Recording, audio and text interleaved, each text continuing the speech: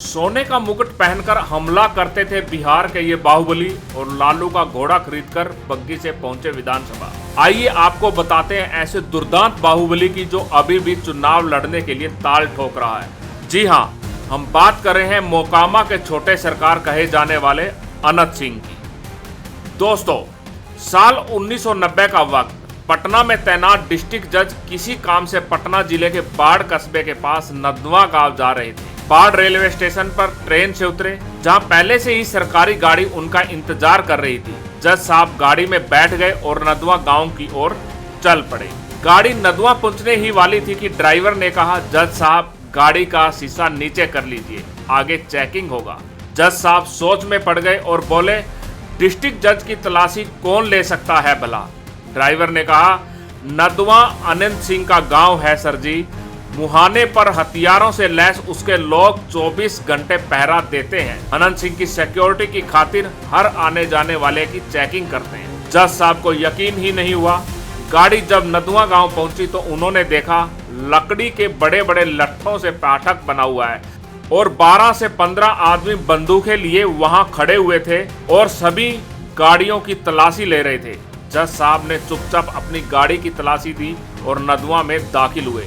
यह खौफ था अनंत सिंह का। आइए आगे बढ़ते हैं और अनंत सिंह के किस्सों की शुरुआत करते हैं। 5 जनवरी 1967 बिहार का पटना जिला बाढ़ कस्बे के पास नदवा गांव में चंद्रदीप सिंह के घर अनंत सिंह का जन्म हुआ। 4 भाइयों में वो सबसे छोटे थे। उनका मन पढ़ाई लिखाई में कभी लगता ही नहीं था, इसलिए 4वीं कक्षा के बाद पढ़ाई छोड़ दी। मन पूजा पाठ और धर्म में ज्यादा लगता था, इसलिए 9 साल की उम्र में ही घर छोड़ दिया। वो हरिद्वार जाकर साधुओं के बीच रहने लगे। साधुओं की सेवा करना और दिन भर पूजा पाठ में लीन रहना, बस उनका यही काम रह गया था। एक दिन कुछ साधु आपस में झगड़ा करने लगे। नौबत तो यहाँ तक आ गई कि मारपीट तक हो गई। अनंत ने यह देखकर दंग रह गए और वैराग्य की जिंदगी से उनका मोह ही भंग हो गया। इसके बाद वो अपने गांव लौट आए। एक गर्मी की दोपहर वो अपने घर में बैठकर खाना खा रहे थे। तभी एक नौकर हाँफता हुआ उनके पास पहुंचा और बोला, सरकार, बिराची सिंह मार दिए गए हैं। अनंत सिंह के बड़े भाई बिरासी सिंह को किसी ने गांव के चौक पर ही गोली मार दी थी। अनंत सिंह फौरन अपने भाई को देखने दौड़े गए। वहां पहुंचते ही बोले, ये जिसका भी काम है उसे मैं छोड़ूंगा नहीं। अनंत सिंह का परिवार इलाके के बड़ी जमींदारों में आता था। उस वक्त बिहार में माओवादी संगठनों का आतंक था। आए दिन उनका संघर्ष जमींदारों के साथ होता रहता था। घटना के बाद अनंत सिंह ने पूरे गांव में पूछताछ की। हर घर में जाकर पूछा। पता चला कि माओवादी संगठन के सरगना ने बिराची सिंह की हत्या की है। किसी ने बताया कि वो ढूंढकर बड़े जमींदारों की हत्या करता है। कहता है कि सदियों पुराना हिसाब बराबर कर रहा है। राजेश सिंह अपनी किताब बाहुबलीज ऑफ इंडियन पॉलिटिक्स में लिखते हैं कि अनंत सिंह आग बबूला हो गया। उनके सिर पर धुन सवार हो गई कि भाई के हत्यारे को ठिकाने लगाना है, लेकिन परिवार ने समझाया कि पुलिस हमारा न्याय करेगी, तुम चिंता मत करो। महीनों बीत गए लेकिन पुलिस ने कुछ नहीं किया। फिर अनंत सिंह ने फैसला किया, अब वो खुद ही इंसाफ करेंगे। एक दिन उनके मुखबिर ने आकर बताया कि सरकार, आपके गांव के पास जो गंगा नदी बहती है उसी के पार डेरा डाले है। वो बहन को ससुराल छोड़कर लौटा है। सुने हैं सगे साथी भी बहुत कम ही है। अनंत सिंह फौरन नदी किनारे पहुंचे। एक साथी ने कहा, सरकार, अभी कोई हथियार वगैरह तो नहीं है, नदी पार करना भी बहुत मुश्किल लग रहा है, किसी और दिन हिसाब कीजिएगा। वो बात पूरी भी नहीं कर पाए थे कि अनंत सिंह ने नदी में छलांग लगा दी। वो तैरकर ही नदी पार करने लगे। साथी घबराकर वहीं रुक गए। पानी में घंटों हाथ पैर मारने के बाद अनंत सिंह आखिरकार नदी के दूसरी ओर पहुंच ही गए। घने जंगल के बीच वो अपने भाई के हत्यारों को ढूंढने लगे। वो नदी पार कर थक चुके थे, लेकिन बदला लेने की धुन उन पर अभी भी सवार थी। आखिरकार उनका सामना अपने भाई के हत्यारे से हो ही गया। कोई हथियार नहीं था तो पत्थर हाथ में उठा लिया। सबसे पहले उन्होंने पत्थर सिर पर मारकर अपने दुश्मन को बेहोश किया और फिर एक बड़े पत्थर से उसका सिर कुचल डाला। वो खून से सने हाथ लिए नदी पार कर अपने गांव नदवा लौट गए। इस घटना के बारे में एक इंटरव्यू में अनंत सिंह ने कहा था, इंसाफ होना ही था। बिहार के पत्रकार ज्ञानेश्वर बताते हैं कि इस घटना के बाद गांव और आसपास के दूसरे जमींदार भी उनके पास सुरक्षा के लिए आने लगे, लेकिन पुलिस प्रशासन ने कभी उनकी ओर आंख तक नहीं उठाई। वजह थे उनके बड़े भाई दिलीप सिंह। दिलीप सिंह 1990 से 1995 के बीच जनता से मोकामा के विधायक थे। आगे जाकर वो लालू यादव राबड़ी देवी की सरकार में मंत्री भी बने। जब भी अनंत सिंह के खिलाफ मुकदमे कोर्ट पहुंचते तो वहां से उन्हें आसानी से जमानत मिल जाती थी। नंदवा गांव के विवेका पहलवान और अनंत सिंह पड़ोसी थे, जिनके घर की दीवार एक ही थी। दोनों परिवारों की रंजिश बहुत पुरानी थी। क्योंकि गांव में अनंत सिंह का दबदबा रहा था, इसलिए विवेका पहलवान ने गांव छोड़ दिया था। बाहर आकर वो अनंत सिंह के दुश्मनों से मिला और उन्हें इकट्ठा करने लगा। एक बार सभी रात में गांव में घुस गए और अनंत सिंह पर हमला कर दिया। अनंत सिंह पहले ही सतर्क था, इसलिए उन्होंने भी जवाबी हमला किया। दोनों ओर से हजारों राउंड गोलियां चली। अनंत सिंह के बहनोई भूषण सिंह इस हमले में मारे गए। इसके बाद यह दुश्मनी और बढ़ गई। 1990 में मोकामा का चुनाव अनंत के बड़े भाई दिलीप सिंह जीत गए।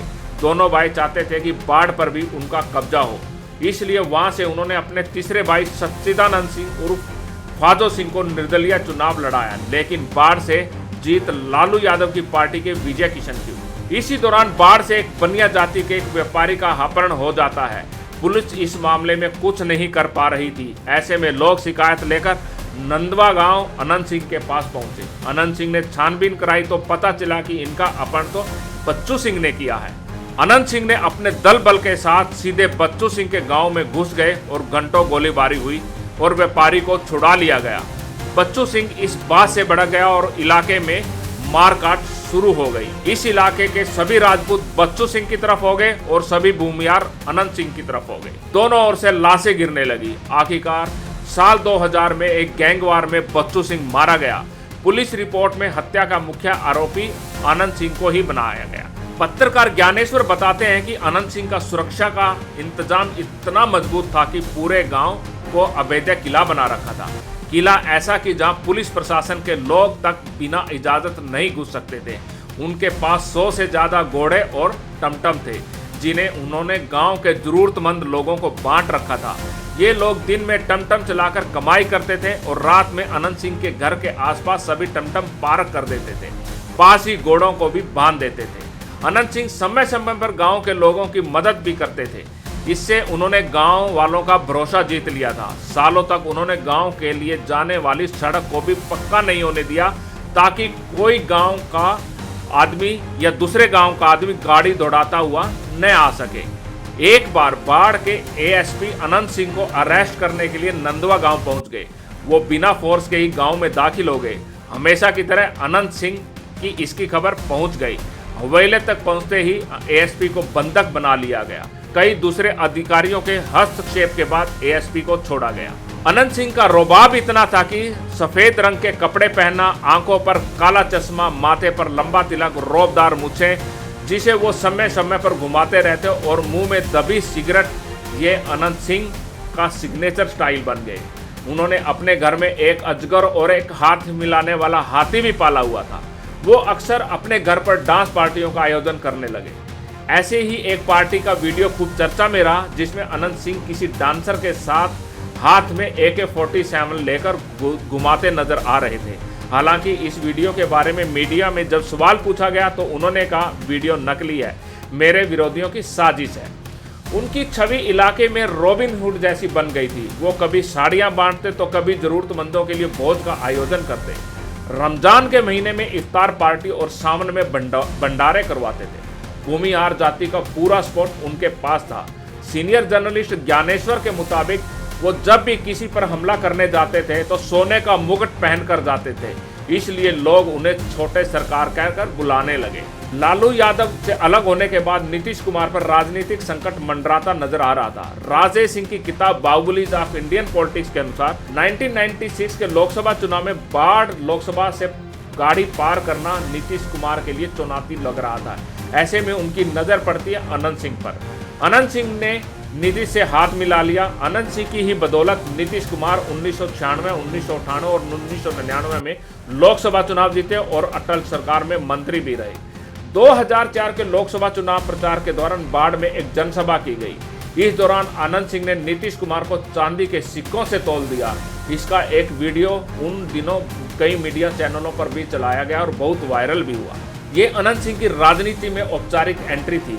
इसके बाद 2005 में उन्होंने जदयू के टिकट पर मोकामा से विधानसभा चुनाव जीता।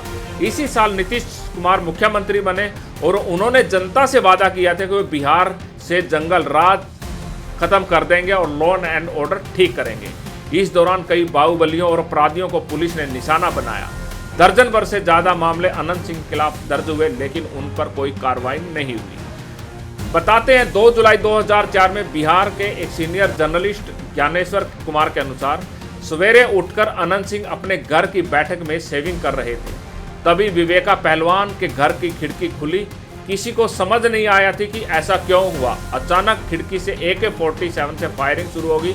एक गोली अनंत सिंह की छाती में लगी। जवाब में अनंत सिंह के लोग दौड़कर विवेका पहलवान के घर पहुंचे और दरवाजा तोड़कर अंदर घुसे, लेकिन अंदर उन्हें कोई नहीं मिला। हमला करने वाले सभी लोग घर के पीछे के दरवाजे से भाग चुके थे। दूसरी ओर अनंत सिंह का काफी खून बह चुका था। उन्हें तुरंत गाड़ी में बैठाकर पटना ले जाया गया। आलोक नर्सिंग होम की इमरजेंसी में डॉक्टर नरेंद्र प्रसाद ने इलाज शुरू किया। डॉक्टर प्रसाद ने कहा, खून काफी बह चुका है और अनंत सिंह की इंजरी भी बहुत क्रिटिकल है, इन्हें बचाना मुश्किल है। अनंत सिंह के भाई दिलीप सिंह ने डॉक्टर की कनपट्टी पर पिस्तौल रख दी और बोले, ऐसे कैसे बचाना मुश्किल है? अगर हमारे भाई को कुछ भी हुआ तो तू भी अपने परिवार का मुंह नहीं देख सकेगा डॉक्टर। इसके बाद पूरा नर्सिंग होम अनंत सिंह की सेवा में लग गया। कई घंटों की सर्जरी के बाद आखिरकार अनंत सिंह की जान बच गई। कई दिनों तक उन्हें अस्पताल में रहना पड़ा। यहीं पर उन्हें पुलिस द्वारा गिरफ्तार कर लिया गया। अस्पताल से छूटने पर उन्हें सीधा जेल ले जाया गया। इस घटना के बाद अनंत सिंह ने नंदवा गांव में रहना ही छोड़ दिया और वो पटना में सरकारी आवास में रहने लगे। बात 2006 की है। मीडिया रिपोर्ट्स के अनुसार एक सुबह नीतीश कुमार बिहार के सीनियर पुलिस अधिकारियों और राज्य के बड़े मीडिया चैनलों को एक चिट्ठी मिली। ये चिट्ठी एक मुसलमान महिला ने लिखी थी। चिट्ठी में उसने आरोप लगाया था कि अनंत सिंह ने उनके साथ बलात्कार किया है। चिट्ठी मिलने के कुछ दिन बाद ही उस महिला की लाश विधायक अनंत सिंह के पटना आवास के नजदीक मिली। चिट्ठी के सामने आने और महिला की हत्या से हड़कंप मच गया। जनता अब मुख्यमंत्री से ही सवाल करने लगी। जवाब में नीतीश कुमार ने इस मामले को CBI को सौंप दिया और उन्होंने वादा किया कि न्याय होगा। मामला यहीं खत्म नहीं हुआ। 2 पत्रकार अनंत सिंह के बंगले पर पहुंचे और महिला की हत्या और बलात्कार के मामले में उनसे सवाल पूछने लगे।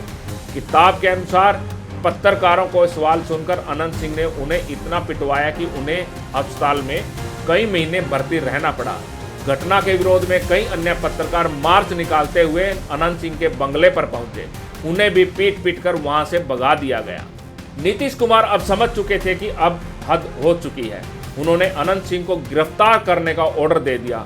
अनंत सिंह को 2 हफ्तों की पुलिस रिमांड पर भी भेजा गया। हालांकि पुलिस ने मामले की जांच कर अनंत सिंह को क्लीन चिट दे दी। मामले में एक बिल्डर अनिल शर्मा को आरोपी बना दिया गया। लेखक और शिक्षाविद मिलन वैष्णव के अनुसार अनंत सिंह हत्यारा नहीं है, लेकिन हत्याएं मैनेज करता है। साल 2000 की बात है। सोनपुर के पशु मेले में लालू यादव का घोड़ा बिकने के लिए आया। अनंत सिंह को घोड़ा रखने का बहुत शौक था और आज भी है। उनके पास 100 से अधिक उस समय घोड़े हुआ करते थे। अनंत सिंह ने लालू यादव का घोड़ा खरीदने का मन बना लिया, लेकिन वो जानते थे कि लालू यादव उन्हें घोड़ा नहीं बेचेंगे। उन्होंने एक किसान को घोड़ा खरीदने के लिए भेजा और घोड़ा खरीद भी लिया गया। इसके बाद अनंत सिंह वही घोड़ा लेकर सोनपुर मेला घूमने पहुंच गए। अनंत सिंह जब विधायक बन गए तो घोड़ा बग्गी पर सवार होकर विधानसभा जाते। बग्गी भी आम नहीं, इसमें लाइट और म्यूजिक सिस्टम लगा था। सुंदर लाल कपड़े से सजावट की गई बग्गी थी। साल 2015 में बिहार में महागठबंधन बन चुका था और लालू यादव भी इसका हिस्सा थे। लालू के दबाव में नीतीश ने अनंत सिंह को पार्टी से निकाल दिया। इसके बाद 2015 का विधानसभा चुनाव अनंत सिंह ने निर्दलीय लड़कर जीत लिया। इससे पटना में उनकी दमक ऐसी की ऐसी ही बनी रही। 14 जुलाई 2019 की एक रात ऑडियो तेजी से वायरल होना शुरू हुआ। 24 मिनट 58 सेकंड इस ऑडियो में अनंत सिंह किसी के साथ मिलकर अपने पुराने साथी भोला सिंह की हत्या की प्लानिंग करते सुनाई दे रहे थे। ऑडियो वायरल होते ही प्रशासन के कान खड़े हो गए और पुलिस की कार्रवाई भी शुरू हो गई। पुलिस जांच में साबित हुआ कि वायरल ऑडियो में अनंत सिंह की ही आवाज थी। अगले महीने 16 अगस्त को पटना के ग्रामीण एसपी क्रांति शर्मा और एसपी लिपि सिंह पूरे लाभ लश्कर के साथ सुबह 4 बजे नदवा गांव पहुंच चुके थे। उन्होंने अनंत सिंह के घर पर छापेमारी शुरू कर दी। 18 घंटे तक चली छापेमारी में पूरी हवेली तोड़ दी गई। एसएचओ बाढ़ के मुताबिक पुलिस को घर से एक अखबार में लिपटी AK-47 मिली। इसके अलावा हैंड ग्रेनेड और 26 गोलियां भी जब्ती दिखाई गई। घर के केयरटेकर सुनील राम को गिरफ्तार कर लिया गया और अनंत सिंह के खिलाफ UAPA और आर्म्स एक्ट के तहत कई धाराओं में मुकदमे दर्ज किए गए। 17 अगस्त को अनंत सिंह के पटना स्थित सरकारी आवास पर भी रेड डाली गई, लेकिन यहां से अनंत सिंह गायब हो गए। पटना पुलिस ने कहा अनंत सिंह नेपाल भाग सकता है, इसलिए वो जहां मिले एयरपोर्ट पर, स्टेशन पर उसे गिरफ्तार कर लिया जाए। पुलिस ने बाढ़ कोर्ट से उनकी गिरफ्तारी का वारंट भी लिया था और लेकिन अब तक गिरफ्तारी नहीं हो पाई थी। 18 अगस्त को एक वीडियो ट्विटर पर पोस्ट हुआ जिसमें अनंत सिंह कहते हैं, हम भागे नहीं हैं, हमारा दोस्त बीमार पड़ गया था, उसी में उलझ गए हैं। जहां AK-47 की जब्ती हुई वहां तो मैं 2004 से गया ही नहीं। लिपि सिंह ही AK-47 रखे हैं। 3-4 दिन में हम सीधा कोर्ट में सरेंडर करेंगे। लिपि सिंह ने गिरफ्तारी की कोशिशें और भी तेज कर दी। पत्रकार ज्ञानेश्वर के अनुसार इसके लिए 10 टीमें बनाई गई और 100 से ज्यादा जवानों को इस काम में लगा दिया गया। पूरे बिहार में छापेमारी होने लगी। इसी बीच अनंत सिंह पटना से बिना नंबर की प्लेट की होंडा सिटी से गया पहुंच गए। वहां से एक स्थानीय नेता ने उनको दूसरी गाड़ी मुहैया करवाई, इससे वे सड़क के रास्ते दिल्ली पहुंच गए। 23 अगस्त 2019 को शुक्रवार का दिन था। दिल्ली के साकेत कोर्ट में वकीलों और जजों ने आना जाना शुरू ही किया था कि यही अनंत सिंह अपने कुछ साथियों के साथ पहुंचे और उन्होंने सरेंडर कर दिया। लिपि सिंह खबर मिलते ही तुरंत दिल्ली के लिए निकली। उन्होंने शनिवार को छुट्टी वाले दिन अर्जेंट एप्लीकेशन लगाई और अनंत सिंह को ट्रांजिट रिमांड के लिए पटना लाया गया। बाढ़ कोर्ट में जुडिशियल मजिस्ट्रेट मिथिलेश कुमार तिवारी की अदालत में अनंत सिंह की पेशी हुई। अदालत सिंह ने अनंत सिंह से पूछा, आप ठीक हैं ना? अनंत सिंह ने कहा, हाँ ठीक हैं। अब 4 दिन पहले बुखार हो गया था, लेकिन अब ठीक है। अनंत सिंह को 30 अगस्त तक जुडिशियल रिमांड पर भेजने का आदेश दिया गया। इसके बाद बेऊर जेल भेज दिया गया। 2020 का चुनाव आ चुका था दोस्तों। इस बार तेजस्वी यादव ने अनंत सिंह को RJD से टिकट दिया। JDU ने राजीव लोचन सिंह को उम्मीदवार बनाया। अनंत सिंह ने जेल में रहते हुए एक बार फिर जीत हासिल की। इस बार उन्हें 2015 के मुकाबले और ज्यादा वोट मिले थे। विधायक बनने के बावजूद अनंत सिंह को जमानत नहीं मिली। 21 जून 2022 को उन्हें 10 साल जेल की सजा सुनाई गई। बिहार विधानसभा की सदस्यता भी खत्म कर दी गई। हालांकि उनकी पत्नी नीलम सिंह RJD के सीट पर उपचुनाव जीत गई और विधायक भी बन गई। 2024 में इस मामले में पटना हाई कोर्ट ने फैसला सुनाते हुए कहा कि छापेमारी के समय अनंत सिंह या परिवार का कोई भी सदस्य घर पर मौजूद नहीं था। इसके अलावा 16 अगस्त को छापेमारी में बताया गया कि एक अखबार में लिपटी AK-47 मिली, जबकि इस अखबार पर तारीख 27 अगस्त की थी। इसके चलते अनंत सिंह को आर्म्स एक्ट के मामले में भी बरी कर दिया गया। 22 जनवरी 2025 अनंत सिंह मोकामा के नौरंगा जलालपुर गांव में स्थानीय ग्रामीण मुकेश सिंह के घर लॉकिंग और रंगदारी की शिकायत पर गए थे। उसी दौरान स्थानीय बदमाश सोनू मोनू के गुट से भी उनका सामना हो गया। 60-70 राउंड गोलियां चली, जिसमें कई लोग घायल हुए। अनंत सिंह पर हत्या की कोशिशों की धाराओं में कई केस दर्ज हुए हैं। 24 जनवरी को उन्हें बाढ़ सिविल कोर्ट में सरेंडर कर दिया। उन्हें 14 दिनों की न्यायिक हिरासत में दोबारा फिर बेऊर जेल भेज दिया गया था। फरवरी में कोर्ट ने अनंत सिंह की जमानत याचिका खारिज कर दी। अगस्त 25 में पटना हाई कोर्ट ने उनकी बेल की अर्जी स्वीकार कर ली। जेल से बाहर आते ही अनंत सिंह ने बाढ़ में रोड शो किया, जिसमें CM नीतीश कुमार के करीबी एवं केंद्रीय मंत्री लल्लन सिंह भी शामिल हुए थे। इस काफिले में 100 से ज्यादा गाड़ियां थी। प्राप्त खबरों के अनुसार अनंत सिंह एक बार फिर जदयू से मोकामा से चुनाव लड़ने जा रहा है। जनता क्या फैसला लेती है ये भविष्य पर टिका है, पर अब देश में ऐसे बाहुबलियों और दुर्दांत आतंकियों को टिकट देने पर रोक लगनी चाहिए। प्राप्त खबरों के अनुसार अनंत सिंह इस बार फिर जदयू से मोकामा से चुनाव लड़ने जा रहा है। जनता क्या फैसला लेती है ये भविष्य पर टिका हुआ है, पर अब देश में ऐसे बाहुबलियों और गुंडों को टिकट देने पर रोक लगनी चाहिए या नहीं, ये तो सरकार को सोचना है और जनता को सोचना है। देश और दुनिया की अन्य खबरों के लिए बने रहिए हमारे साथ।